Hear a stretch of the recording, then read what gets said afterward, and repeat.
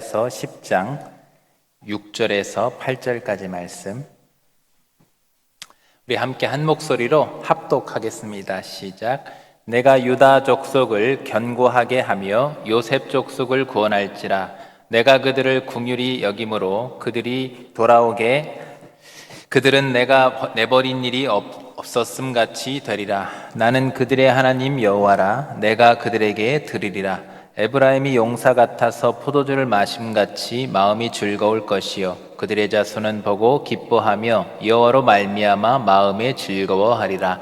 내가 그들을 향하여 휘파람을 불어 그들을 모을 것은 내가 그들을 구속하였음이라. 그들이 전에 번성하던 것 같이 번성하리라. 아멘. 할렐루야. 아멘. 예, 식사들 맛있게 하셨지요? 예, 저도 맛있게 많이 먹었습니다. 그리고 또 믿음 목장, 오늘 또 목장 또 가서 만났는데, 모임했는데 너무 좋았어요. 그지요? 예, 앞으로 다른 목장들도 성령께서 하나님 함께 하셔서 그 모임들마다 또 저랑 같이 만나는 시간들이 또 행복한 시간 될 수 있기를 간절히 바랍니다. 예, 오늘은 다시 견고하게라는 제목인데요. 우리가 신앙생활이 늘 흔들림 없이 그냥 다 올바르게 곧게만 잘 가면 좋겠지만 우린 때론 좀 잘못된 것을 우리가 붙잡아서 흔들릴 때도 있고 견실한 걸 붙잡아야 되는데 잘못된 것을 붙잡다가 흔들릴 때도 있고 또 온전하게 가야 되는데 잘못된 길을 가다 헤맬 때도 있고 그렇습니다. 우리는 불완전하니까 그렇습니다.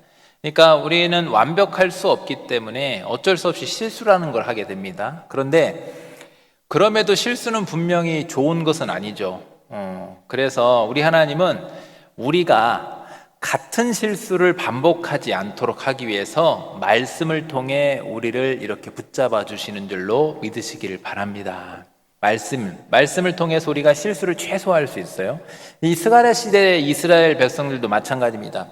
포로에서 이제 본국으로 돌아왔지만 과거에 이들의 조상들이 했던 것 같은 똑같은 과거의 잘못된 그 습관을 다시 또 반복하려고 그래요. 그래서 다시 지금 그쪽으로 잘못된 습관적으로 기울여지는 그런 순간에 그때 우리 하나님께서 스가랴를 통해서 말씀을 통해서 다시 그들의 방향을 잡아주시고 흔들림 없이 세워주시는 거예요. 그래서 그들이 막 마음이 모아져야 되는데 하나님의 성전을 세워야 되니까 근데 마음이 흩어지고 이런 것들에 대해서 하나님이 말씀을 통해 다시 견고하게 세워주시는 겁니다. 지금도 이런 점이 동일하죠. 우리도 하나님의 말씀 앞에 문제가 있을 때 또 헷갈릴 때 뭔가 답답할 때 하나님의 말씀 앞에 겸손히 나아가면 우리 주님은 동일하게 지금도 역시 말씀을 통해 우리를 흔들림 없이 붙잡아 주시는 줄로 믿습니다. 견고하게 우리 주님이 세워주시는 거예요. 그럼 오늘 주신 말씀을 통해서 다시 우리 믿음을 좀 새롭게 하셔서 사람의 방법이 아니라 하나님의 말씀을 붙들고 또 어떤 우리 앞에 놓여있던 어려운 그런 환경의 어떤 파도들이 아니라 우리 왕이신 예수님을 단단히 흔들릴수록 예수님을 붙잡고 또 안 될 거야 라는 이런 낙심이 아니라 이 믿음과 소망을 굳건히 하셔서 다시 견고하게 우리의 신앙을 세워갈 수 있는 또 그러한 한 걸음 나아갈 수 있는 그런 시간이 바로 오늘 시간이 될 수 있기를 주님의 이름으로 축복합니다. 주님께서 분명히 우리에게 힘을 주시고 견고하게 하실 줄로 믿습니다. 첫 번째는 말씀을 통해서 형통하게 해야 된다라는 거예요. 우리가 견고하게 나아가기 위해서 흔들림 없이 하기 위해서는 말씀을 통해서 형통하게 1절과 2절에 보면요 과거의 이스라엘 백성들이 그들의 조상들이 왜 무너졌는지를 다시 하나님께서 상기시켜 줍니다. 그때를 떠올리게 하셔요. 1절을 보면 봄비가 올 때에 봄비는 늦은 비를 말하는 거예요. 좀 이따 설명드릴게요. 이른 비와 늦은 비가 있는데 봄비가 우리랑 봄비랑 우리 봄 개념하고 틀려요. 예. 우리의 봄은 3월이지만 저들은 봄은 우리로 말하면 가을 추수 때라고 보시면 되는 겁니다. 쉽게. 그래서 봄비가 올 때에 여호와 곧 구름을 알게 하시는 여호와께 비를 구하라. 무리에게 소낙비를 내려서 밭에 채소를 각 사람에게 주시리라 했어요. 이 봄비는 지금 우리로 말하면 지금 우리의 봄비가 싹을 돋게 하는 봄비가 아니라 추수 전에 곡식을 익게 하는 늦은 비를 말하는 겁니다. 하나님께서 이른 비와 늦은 비를 주셨는데 늦은 비를 말하는 거예요. 굉장히 중요한 비입니다. 그래서 생존의 어떤 수확의 결실의 필수적인 겁니다. 그런데 당시에 이제 가나안 땅의 그 원주민들은 누가 구름을 불러온다고 여겼냐? 바알 신이, 우리 자주 들어봤죠, 구약 성경에. 바알 신이 이 구름을 타고 비와 풍요를 다스린다라고 그렇게 믿었어요. 이 역사적인 고증은 사실 원래 근본은 그 전 한참 고대 바벨론 때부터 사실은 태양신, 달신에서부터 모든 이런 그 고대 우상신들이 이렇게 딱 나오는데, 사실은 바알과 아세라신도 태양신, 달신에서 유래된 게 이렇게 나라가 바뀌고 문화가 바뀌면서 이렇게 이어져 온 겁니다. 어쨌든 바알신이 이 남성신인데 이 구름을 몰고 와서 비와 풍요를 다스린다고 이렇게 가나안 토착민들은, 원주민들이 이렇게 믿었어요. 그리고 중요한 건 이스라엘 백성들이 가나안 들어가기 전에는 농경민들이 아니었지 않습니까? 광야에서 있었죠. 이들은 그냥 하나님 만나와 메추라기, 반석의 샘물, 그걸 먹고 살았어요. 근데 이제 가나안 땅에 딱 들어가서 농경사회에 딱 본격적으로 들어가게 되면서 비가 필요하지 않습니까? 농사를 지으니까. 근데 이 비를 구할 때 이 사람들이 가나안 사람들처럼 똑같이 하나님이 아니라 바알에게 구하는 겁니다. 똑같이. 하지만 하나님은 분명히 여호수아에게 가나안 정벌 전에 뭐라고 했습니까? 그 가나안을 정복하는 과정에서 뭐를 하라고요? 칼과 창이 아니라 하나님의 말씀에 순종해라 라고 했어요. 그래야 가나안을 점령할 수 있다. 하나님의 도우심이 아니면 그 땅을 점령할 수도 없고 그 땅에 들어가서도 약속하신 대로 복을 누리며 살 수 없다는 것을 하나님이 말씀하셨단 말이에요. 그러므로 이스라엘 백성들은 가나안에 들어가서 그 가나안 지역과 그 사회가 요구했던 그러한 문화를 수용하는 것이 아니라 하나님의 말씀을 지켜야 됐다라는 겁니다. 하나님께서 우리가 잘 아는 말씀 여호수아 1장 7절과 8절 이렇게 말씀하죠. 오직 강하고 극히 담대하여 나의 종 모세가 내게 명령한 그 율법을 다 지켜 행하고 우로나 좌우로나 치우치지 말라. 그리하면 어디로 가든지 형통할 것이다 했어요. 그리고 8절에도 이 율법책을 내 입에서 떠나게 하지 말며 주야로 그것을 묵상하여 그 안에 기록된 대로 다 지켜 행하라. 그리하면 내 길이 평탄하게 될 것이라. 내가 어떻게 된다 했어요? 형통하리라 라고 했습니다. 저 원리가 당시 이 여호수아나 이스라엘 백성들에게만 적용될 원리입니까? 아니요, 성경을 보면 끊임없이 저 반복입니다. 말씀에 순종해라. 말씀에 순종해라. 그러니까 하나님의 백성의 형통의 방법은요, 세상의 방법대로 살아가는 것이 아니라 그 방법이 옳은 것처럼 보여요. 당시에 지금 이스라엘 백성들도 농경사회에 들어갈 때 자신들은 농사에 대한 기술이 없는데 당연히 누구 따라가야 가장 안전한 것처럼 보일까요? 가나안 원주민들 하는 것대로 해야 가장 그 길이 안전해 보이는 거예요. 우리도 마찬가지입니다.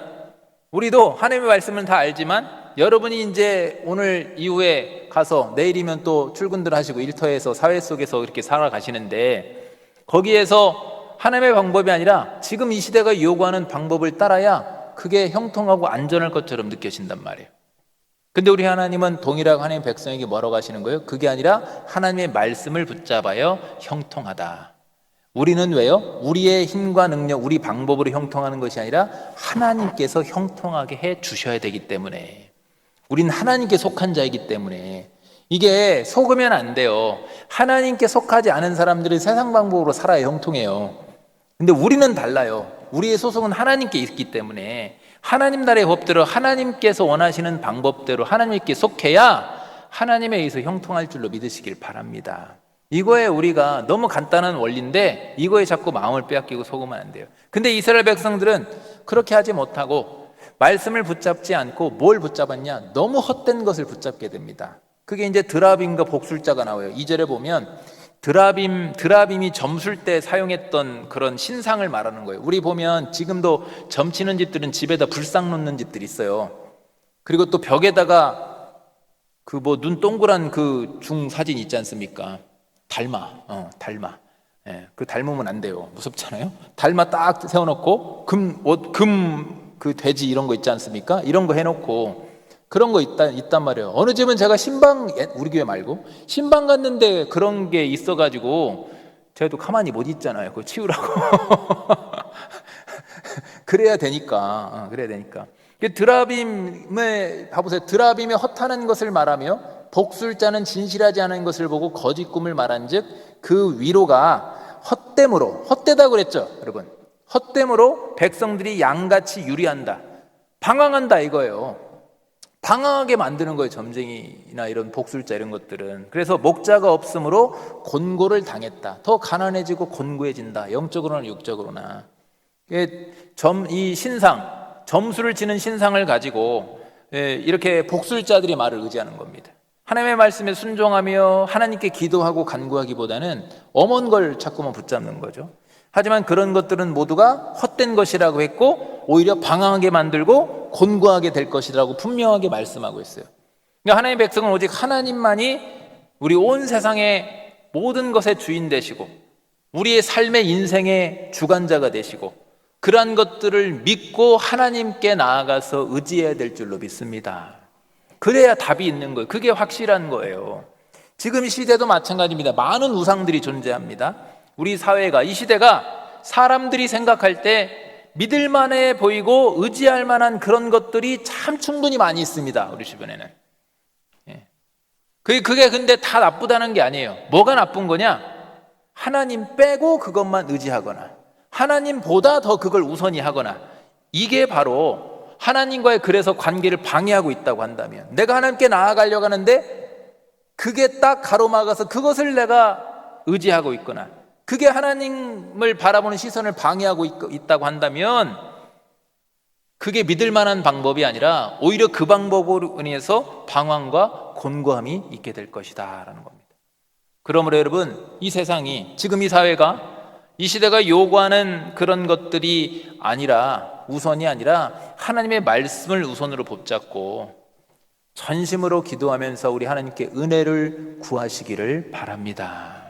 우리 하나님은 우리가 당신의 백성이, 당신의 자녀가 은혜를 구할 때 절대 외면하시는 분이 아니에요. 외면할 수 없습니다. 우리를 죽기까지 사랑하시는 그분인데 어떻게 외면하시겠습니까? 우리 하나님께서 우리가 은혜를 구할 때 하나님께서는 우리에게 어떻게 하십니까?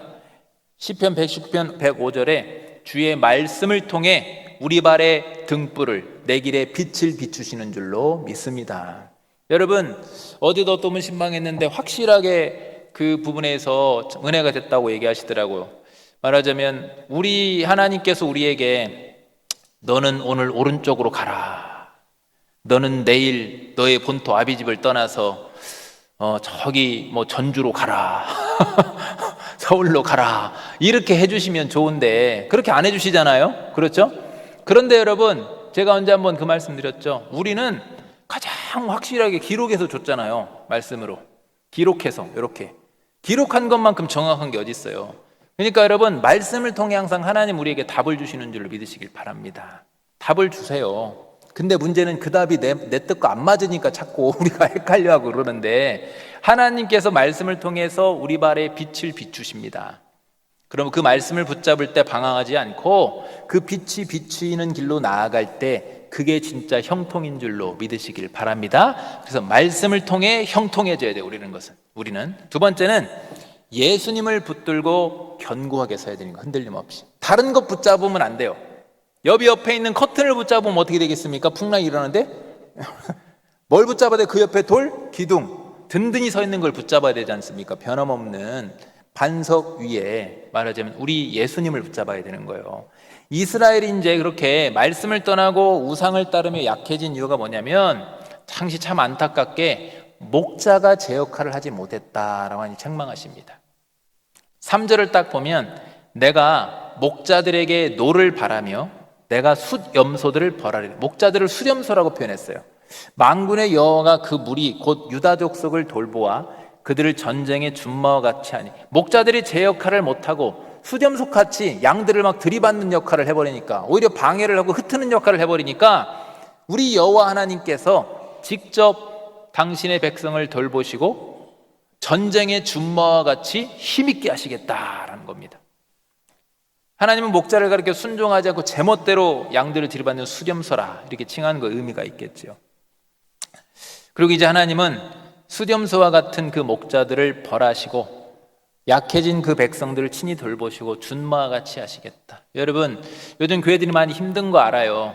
영상이 녹화되니까 제가 말을 최대한 조심하는데 이제는 오후 예배도 유튜브로 나가더라고요. 예. 근데 여러분, 많이 이 시대 교회들이 힘들죠.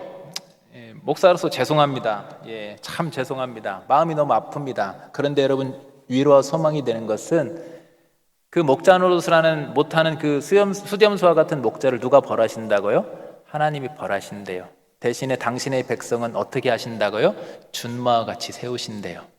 어떤 교회 집사님이 저한테 그런 말에, 그 교회에 큰 혼란이 있는데 뭐라고 하냐면, 너무 고통스러운데, 그런데 너무 힘든 여정인데, 근데 자기 신앙은 견고히 세워지는 것 같다고.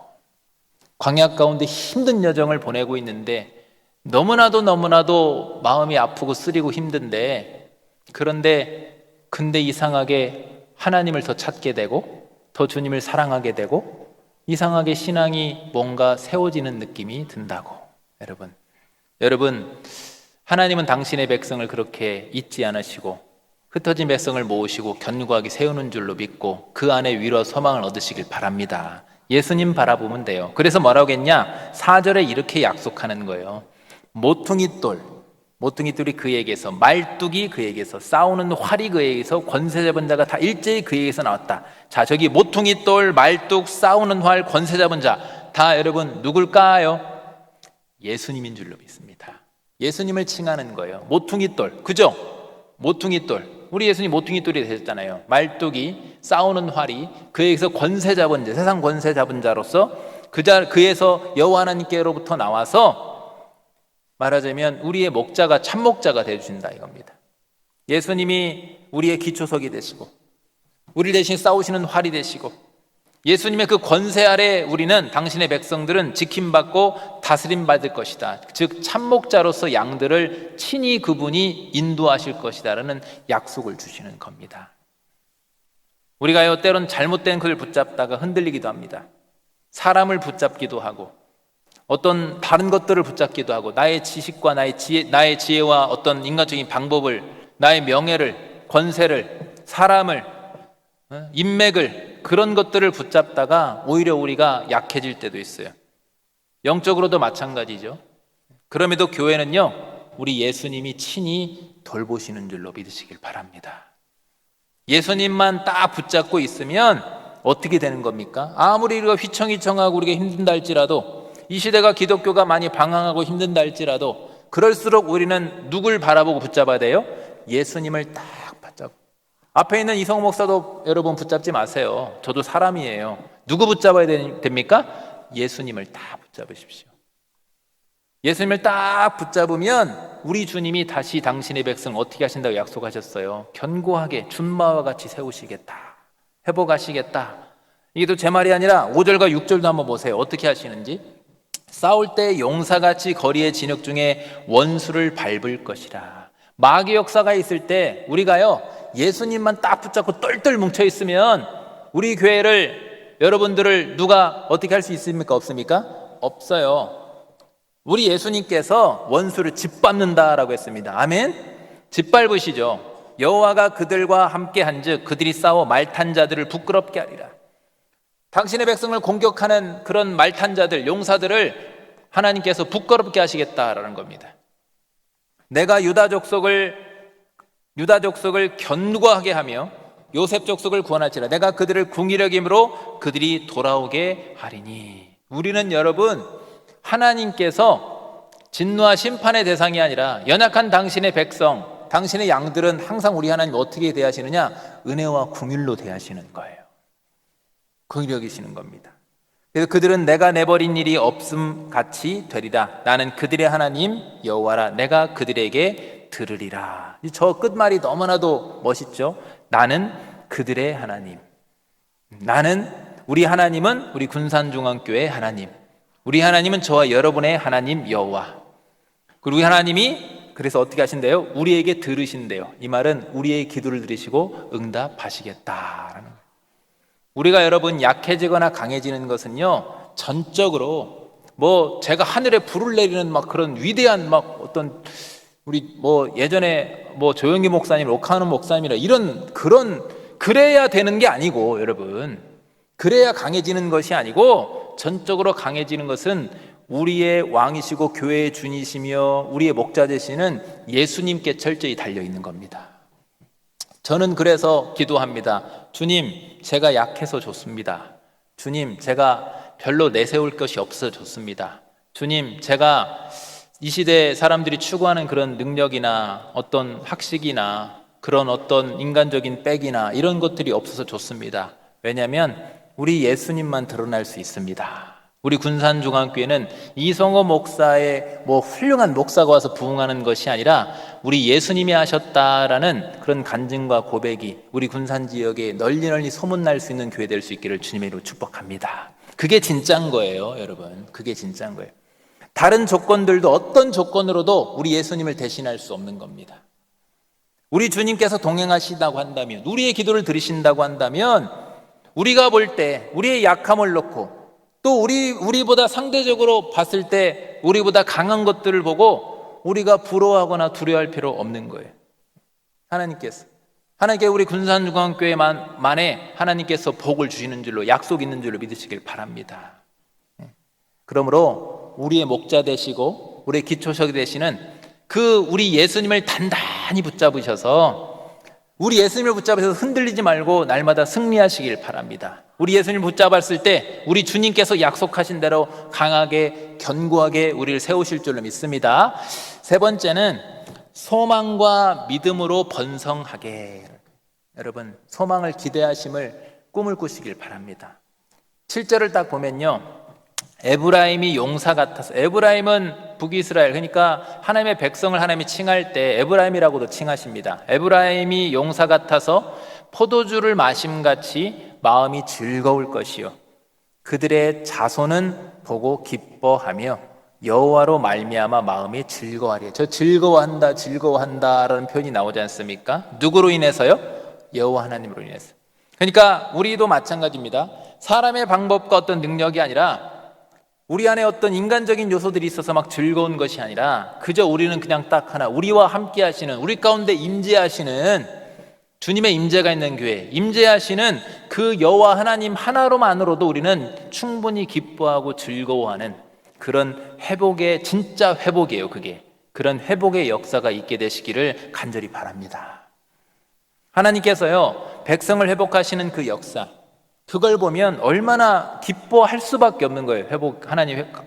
왜 그러냐면 감히 당신의 백성이, 사람들이 가늠할 수 없는, 너무나도 놀랍게 하나님께서 역사하시거든요. 우리가 상상할 수 없게 하나님께서 역사하시는 거예요.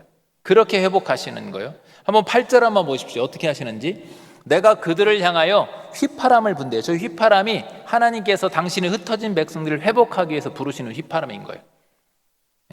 저 휘파람은요, 그래서 누구만 들을 수 있냐? 하나님의 백성들만 들을 수 있어요. 저 휘파람을 불어 그들을 모을 것은 내가 그들을 구속하였대요. 이거 설명할 좀 있다가 구속하였으면 그들이 전에 번성하던 것 같이, 중요한 거예요. 한번 읽어볼까요? 시작. 번성하던 것 같이 번성하리라. 아멘? 아멘? 그렇죠, 여러분. 여러분, 휘파람이라는 것은 목자가 양을 부를 때 휘파람을 써요. 사실은 휘파람 안 나오네. 이렇게 한단 말이에요. 목자가 양들을 부를 때 이렇게 부르면 이게 이제 양들이 목자 소리를 듣고 온단 말이에요. 그러니까 양만 들을 수 있어. 목자의 양만, 목자에게 속한 양만. 그러니까 저 하나님의 휘파람은 말하자면 흩어진 주님의 양들만, 회복이 필요한 양들만 특별히 들을 수 있는 휘파람인 거예요. 그리고 구속하였다. 구속이라는 건 뭡니까? 예수님의 피값으로 샀다, 이 말이에요. 값을 치렀다. 그러면 그런 구속한 당신의 양, 당신의 백성을 우리 주님이 포기할까요? 포기하지 않을까요? 포기하지 않죠. 예수님의 피값의 가치인데 왜 포기합니까? 그래서 여러분, 제가 아까 목장 모임 때도 얘기했는데 요즘 교회들이, 자주 또 얘기했죠. 제가 요즘 교회들이 자꾸만 쇠락한다, 끝났다, 부흥기가 끝났다, 교회들이 어떻다 저쩌다 막 문제들 많이 얘기하는데, 여러분, 아니요. 저는 오히려 우리 하나님께서 말하자면 우리가 깨어있다고 한다면 우리 교회가 오히려 부흥할 수 있는, 저는 기회인 줄로 믿습니다. 왜요? 다른 교회들이 주저앉아 있다고 한다면, 저 그렇게 기도해요. 지금 다른 교회들이 주저앉아 있다고 한다면, 주님, 제가 걷겠습니다. 우리가 걷겠습니다. 많이 뛰길 원합니다. 내 발에, 우리 군산중앙교회 발에 바퀴를 달아주십시오. 다른 데가 주저앉아 있다고 한다면 저는 가겠습니다. 주님 말씀해 주세요. 저 준비할게요. 저 한 발이라도 뛰겠습니다. 그곳으로 가겠습니다. 그러니 우리를 통해서 우리 하나님 죽은 하나님이 아니고 지금도 똑똑히 살아 역사하시는 하나님이고 교회의 주인 되시며 교회의 부흥은 우리 주님의 능력으로 하신다는 것을 제발 우리를 통해 보여주시길 원합니다 라고 기도하고 있습니다. 아멘? 그렇죠. 끝났다고 생각하지 마세요. 끝날 때까지 끝난 거예요. 아직 안 끝났어요. 우리 하나님 역사하심이. 우리 한국교회 안 끝났어요. 안 끝났다니까요. 네. 우리 하나님이 역사하시는 거예요. 그러면 이 시대의 교회들이 다 주저앉아 있으니까 누가 걷고 뛰면 돼요? 따로 우리가 하면 되는 거예요. 우리가. 근데 왜 이걸 꿈꾸냐고 그냥 회복하는 것이 아니라요, 전에 번성하던 것까지 제가 우리 교회 보니까 옛날에 막 700명 모였다고 그러고 예배당 꽉 찼다고 그러는데, 여러분 다시 번성하던 것 같이 번성하게 하시겠다. 우리 교회도. 아멘? 아멘. 그래서 9절과 10절에 보면요, 내가 그들을 여러 백성들 가운데 흩으려니와 그들이 먼 곳에서 나를 기억하고. 한번 은혜를 받아본 사람은요 다시 돌아오게 돼 있어요. 지금 많은 교회들이 힘들다 보니까 어떤 현상이 나타나냐면, 다른 교회라도 다니면 좋은데 다른 교회 가지 않고 그냥 주저앉아 있는 분들이 있습니다. 신앙을 시작하지 않고 쉬고 있는 분들, 그냥 어디 교회라도 갔으면 좋겠는데, 여러분 불이 일어나지 않습니까? 저는 이 생각을 할 때마다 속이 타가지고요, 그분들도 찬양했었던 분들도 있고 성가대했던 분들도 있고 교사했던 분들도 있고 무언가 봉사했던 분들도 있고 하나님 앞에 너무 열정적으로 헌신했던 분들인데, 그런 분들 중에 신앙생활을 쉬고 그냥 주저앉는 분들이 있단 말이에요. 그런데 그분들이요, 중요한 것은 무엇을 잊지 못합니까? 하나님의 은혜는 절대 잊지 못해요. 그 하나님의 사랑의 손길을 어떻게 잊겠습니까? 그래서 그들이 살아서 이 부분도 너무네. 그들의 자녀들과 함께 돌아올지라. 아멘? 아멘? 우리 교회 다음 세대 부흥이 있기를 축복합니다. 함께 돌아오면 되는 거예요. 그들이 함께 돌아오면 돼요. 엄마 아빠만 돌아오지 말고 자녀들까지 같이 돌아오면 되는 겁니다. 그 다음에 10절에 보니까 내가 그들을 애굽 땅에서 돌아오게. 애굽은 세상 나라를 말하는 거죠. 아수르도 마찬가지입니다. 세상에 붙잡혀 있죠. 그들을 모아서 길르앗 땅은 좋은 목초지를 말하는 거예요. 레바논도 약속의 땅을 말하는 겁니다. 그걸 상징적으로 표현한 거예요. 그것으로 그들을 이끌어 가리니 그들이, 뒤에도 은혜가 되죠, 거할 곳이 부족하리라. 우리에게 적용하자면 의자가 부족할 만큼 채우시리라 라는 거예요. 거할 곳이 부족하리라. 저는 부교육자사가 한번 그런 경험이 있긴 있습니다. 하나님께서 말도 안 되게 부어주셔가지고 250석 중고등부실은 부족해서 청년부실로 옮겨갔는데, 청년부실 250석 있는데 거기 부족해가지고 의자를 막 갖다 놓고 당황해가지고, 제가 너무 많이 오니까 당황스럽더라고 내가. 그런 경험이 있어요. 우리 하나님이 하시면 되는 줄로 믿으시길 바랍니다. 11절에 그래서 뭐라고 합니까? 내가 그들이 고난의 바다를 지나갈 때에 바다 물결을 치리니 나일의 깊은 곳이 다 마르겠고 아술의 교만이 낮아지겠고 애굽의 규가 없어지리라. 저게 뭘 추억하는 거냐면요, 고난의 바다, 출애굽 때 여러분 상상해 보세요. 출애굽 때 홍해 앞에 딱 있을 때, 홍해는 엄청 큰 장애물이죠, 하나님의 백성 앞에. 근데 이건 하나님의 힘으로는, 사람의 힘으로는 절대적으로 불가능한 겁니다. 상상도 다 못할. 어떻게 바다가 갈라지는 걸 우리가 상상할 수 있겠습니까? 근데 사람이 생각하지 못한 놀라운 일을 우리 하나님은 하신 줄로 믿습니다. 얼마든지 우리 하나님 뭔 말이냐면, 나는 지금도 역시 스가랴 당시 백성들이 하는 거예요. 홍해를 갈랐던 내가 지금도 얼마든지 아수르를 가를 수 있다. 내가 지금도 얼마든지 나일강을 가를 수 있다. 애굽을 칠 수 있다. 내가 지금도 얼마든지 할 수 있다.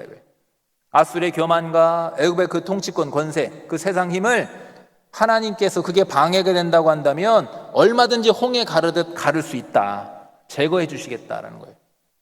그리고는요, 7절에서 자손이란 단어, 8절에서 번성이란 단어, 9절에서 자녀들이란 단어, 10절에서 거할 곳이란 단어, 지금 우리가 쭉 살펴봤죠? 그죠? 자손, 번성, 자녀들, 거할 곳.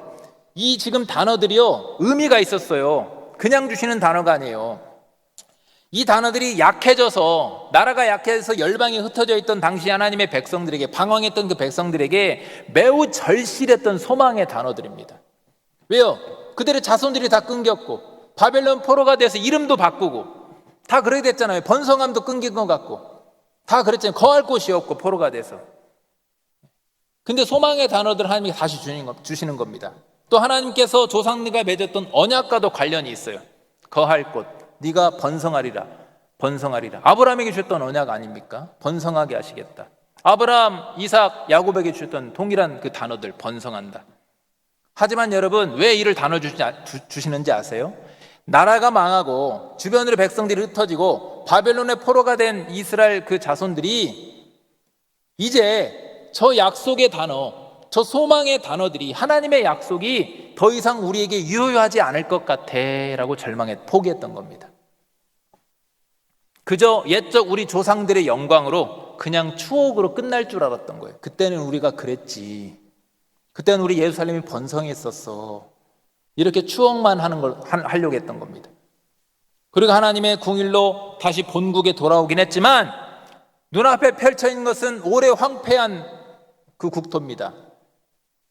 그리고 모든 것들이 다 부족한 거예요. 우리로 적용해 볼까요? 모든 게 부족하죠. 사람도 부족하고 예산도 부족하고 다 부족해 보이죠. 스가랴 시절 백성들 그랬어요. 그래서 회복과 부흥은 감히 꿈꾸지도 못했던 겁니다. 다시 조상들과 같이 하나님을 똑같이 그 조상들이 하나님을 붙잡지 못했던 것처럼 이들도 자신들 앞에 펼쳐진 환경을 놓고, 부족한 자신들을 놓고 하나님을 의지하기보다는 판단하고 포기했던 거예요. 이런 상황에서 우리 하나님은 어떻게 합니까? 또다시 그들에게 공의를 베푸시고 오히려 소망의 단어들을 통해서 다시 한번 그들의 굳어진 마음에 설레임을 주시는 겁니다. 뛰게 만드시는 거예요. 바라보게 만드시는 겁니다. 이전을 바라보는, 조상들의 그 부흥했을 때를 바라보는 것이 아니라 지금 앞으로 하실 하나님의 일들을 바라보게 하나님께서 뛰게 하시는 거예요. 여기 중요한 것은요, 그렇다면 하나님을 향한 우리의 마음은 어떠한지 한번 말씀의 거울을 통해 점검해 보시길 바랍니다. 우리의 마음, 오랜 여러분 고난과 시련으로 인해서, 어떤 실패들의 연속으로 인해서 미리 지금 포기하고 식어버린 것은 아닙니까? 이제 이만하면 족하다라고 만족하는 것은 아닙니까? 제가 웃으면서 말하지만 여러분, 우리가 깊이 있게 묵직하게 한번 생각해 보시길 바랍니다. 여러분, 말씀을 통해서 사람의 생각과 모든 상황들을 초월하셔서 역사하시는 우리 하나님의 놀라운 역사를 다시 한번 기대하시기를 바랍니다. 다시 설레시기를 바랍니다. 하나님의 역사하심을 놓고 설레세요. 여러분의 가슴이 뛰어야 됩니다. 여러분, 바로 그 설레임이 믿음인 거예요. 왜요? 누구 때문에 설레니까? 하나님의 역사하심을 기대하심 때문에 우리가 설렐 수 있는 거예요. 우리가 그렇게 하나님을 기대하면서 소망하면서 설렐 때 우리 하나님은 그 설레임, 그 믿음을 받으시고 역사하시는 거예요. 여러분, 우리의 재정 상태나 우리의 사람 인력이나 우리의 환경이나 처한 상황, 이 지역의 그러한 어떤 인프라나 이런 것들을 보고 하는 것이 아니라 하나님을 향한 기대하는 그 설레임을 가지고, 그 믿음을 가지고 역사하시는 줄로 믿으시길 바랍니다. 말씀을 정리하겠습니다. 12절 말씀 이렇게 말씀합니다. 내가 그들로 나 여호와를 의지하여 견고하게 하리니. 여러분, 하나님을 의지하시길 바랍니다. 그들이 내 이름으로 행하리라. 여러분, 누가 하셨다고요? 하나님.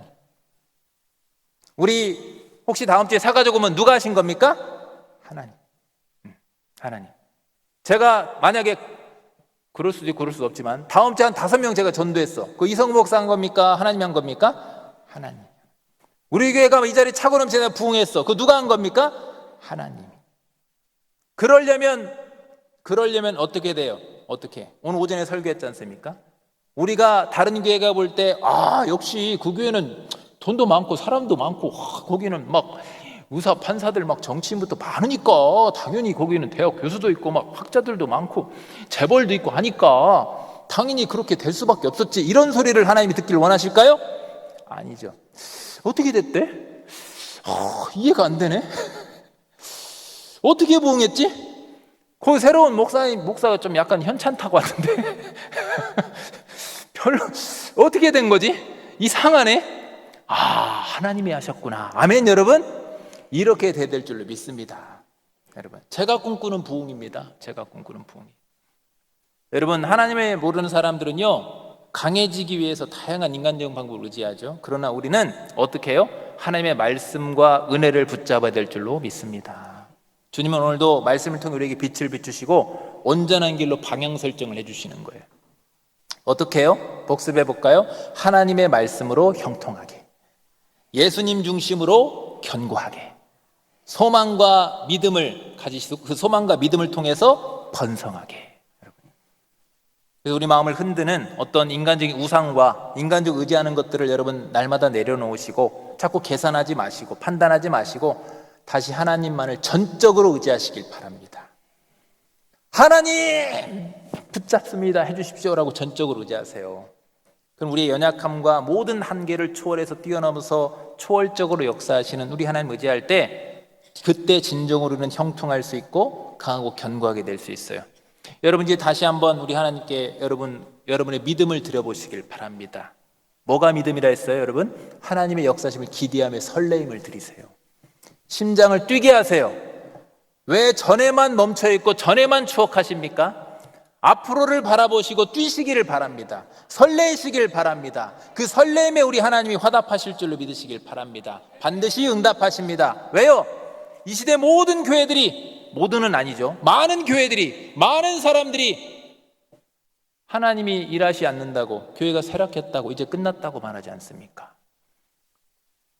그럴 때 우리만 독특하게 하나님께, 하나님 저희가 하겠습니다, 하나님 기대합니다, 하나님 살아계십니다, 하실 줄로 믿습니다 라고 할 때 우리 하나님은 뛰듯이 기뻐하시면서 우리를 통해 일하실 줄로 믿습니다.